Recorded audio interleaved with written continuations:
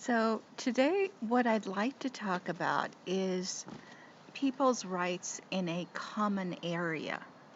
So, right now, I'm on a hammock in an area that is common with somebody else who could be using that hammock, but right now, he's using different a different a different place to rest his weary body. So, what happens if you are in a public park, and let's say there are a couple of swings there, but somebody else is sitting on those swings and using them, and it's a public park? Uh, do you have the right to go up to those people and push them off the swings and say, hey, I've got as much right to be here as you do, so I'm going to take over now? No. We have other ways in which we determine how do we do our turn taking in a public place.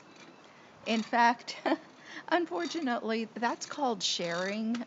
When they teach those skills in kindergarten, they call that learning how to share, and it's kind of scary that they call it that because it sounds very socialist.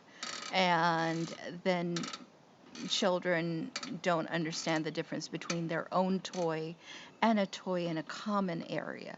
So I'm a firm believer in private property, but at the same time, I don't have a problem with there being some common areas where we take turns using things. So let's say there's a campground in a public park, and let's say there's no federal or state employee overseeing what goes on there. If you see that another family is using that campground, you're not going to push them away and say, hey, it's my turn. You're just going to go elsewhere, and you're going to leave them alone, and you're going to socially distance. Uh, Much in the same way that if we're standing in a public place and we have as much right to be there as any other person, it's not our property. It's still not okay for someone to say, hey, I want to stand at the exact same spot where you're standing, and I'm going to push you in order to put my feet where your feet are, or I'm going to stand on top of your feet. Now, everybody understands this, but right now, during the COVID-19 scare, people have forgotten about turn taking in a public place.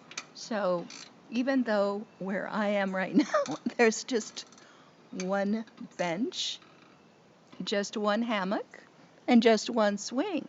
And somehow, Bo and I don't have to be violent with each other in order to decide which one of us does what.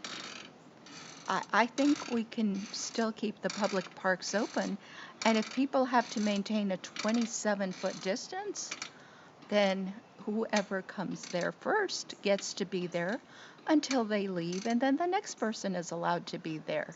And we don't need the government to tell us how to share public spaces, and we don't have to close the parks. So that's my say about public spaces, sharing, and not needing the nanny state. Thank you very much.